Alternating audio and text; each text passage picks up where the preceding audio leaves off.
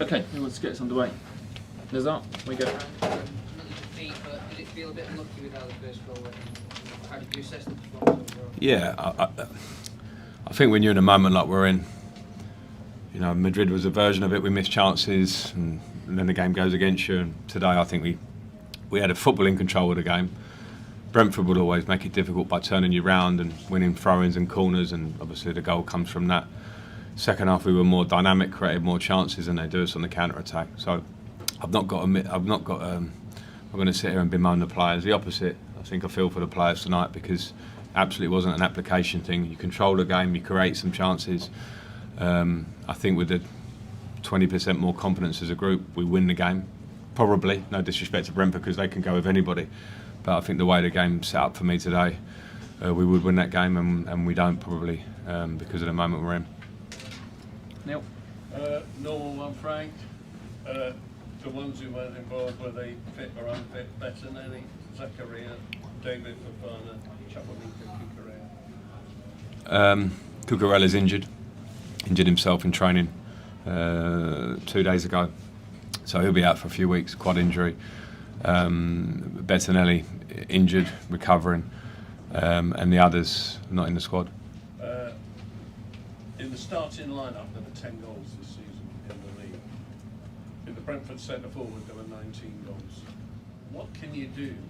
What can anyone do with these players as a group, or does it have to change at the end of the season? Well, we'll see about that, Spy, won't we? I think you know, there is a balance of the squad thing to address. I think everybody sees that, and you're right about what can you do, because this has been a problem that predates me recently coming into this. So when there are not sometimes so many goals, you also have to make sure that you have players that can do a tactical job, can work for the team. We saw that against Madrid. We played a similar type starting lineup in terms of goals. Everyone told me there weren't that many goals. Those are my options, and we have to keep working and fighting to try and create opportunities to score goals. So I think it's two things. Maybe there aren't goals so much in the team, and when you're low in confidence, that last bit, that last chance, Oba comes on and have a couple of moments. Oba hasn't played so many minutes. Maybe a fresh Oba scores those goals. There are different parts to that, but it's a clear issue with the squad. Hence why we haven't scored enough goals for a team like Chelsea.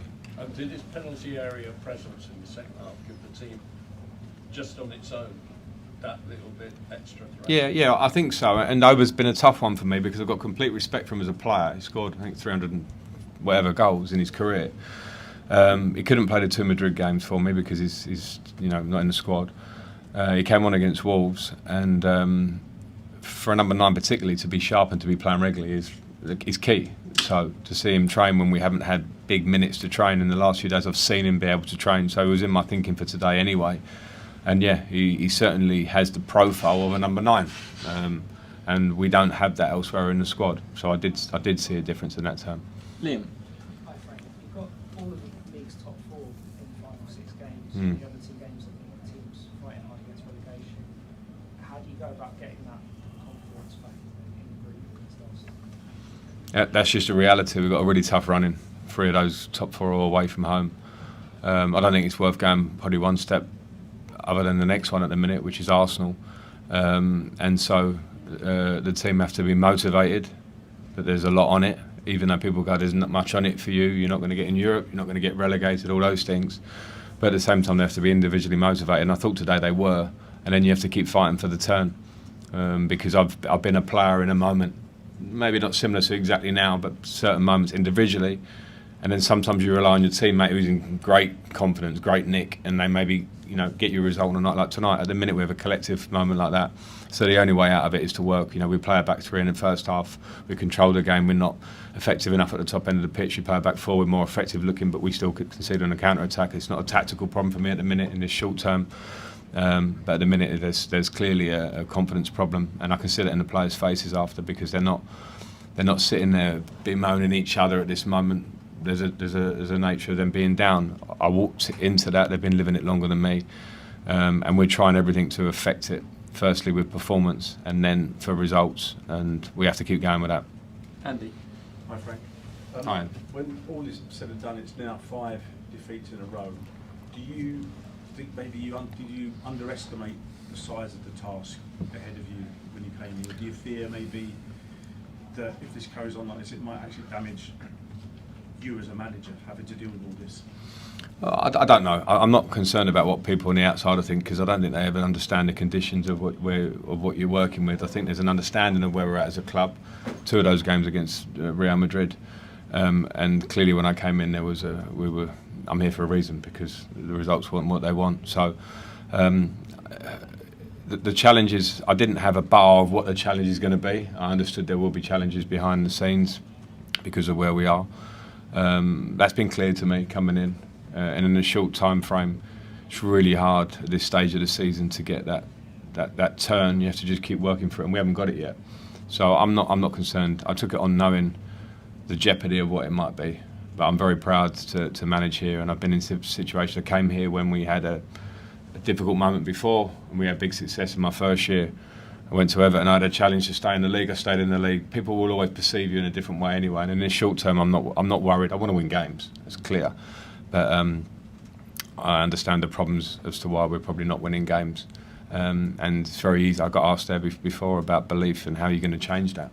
I can't just say lads believe and they're going to run out and believe all of a sudden. Those things take time and they take a bit of work, and then maybe something goes in your favour. Tonight, nothing went in our favour, but we have to keep working towards the idea that something will.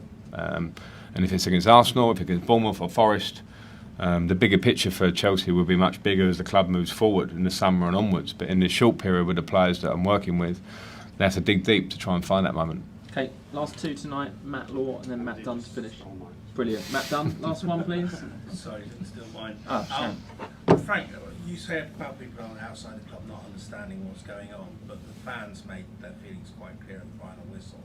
I think some of them will be surprised to hear you exonerating players for not being able to beat Brentford at home. Do you think, I mean, you talked a lot about what it means to play for Chelsea. Have you not watched Brentford in the last 2 or 3 seasons? I mean, if you watch Brentford go and win at Man City earlier in the season, it's not. I can't sit here and exonerate my. Yeah, sorry, Frank. What I'm saying is we've all watched Chelsea over the last two decades. Yeah. You've talked about getting that feeling of Chelsea back again.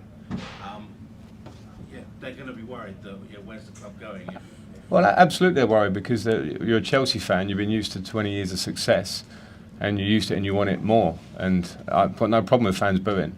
I'm not sitting here to go against the fans and say, don't boo the players. That you're throwing that question out there. Absolutely not. I'll defend the players because I know that they're young lads who want to do well. Is there an issue with confidence? Yeah. Is there an issue with the balance of the squad? Maybe yeah. But when I say that people don't understand, I'm not patronising everybody and expecting them to got an idea of what's going on behind the scenes. But when you work with it, you understand. In this Premier League, if you think Brentford are going to come and turn you around and have corners and throws against you, and you're going to walk that game, that's not a case any time. But literally, when you're in this moment of a lack of confidence, then it can be difficult to win a game. And so when you say I'm exonerating the players, far from it. I'm just supporting them in the fact that they're in there disappointed because they wanted to win that game today, and they performed, in my opinion, like they wanted to win it. Are they short on confidence? Yeah. Are we dynamic enough in the final third? No. Have we been for a long time before I came here? No. So those things are not things that are going to turn overnight. So we have to keep working, but I understand the fans are booing. I don't think anybody's saying they can't believe that's the case today. They want us to win, and when we win, they cheer, and when we lose, I can absolutely understand and be disappointed. Okay, we're going to leave it there. Thank you. Thanks. Cheers.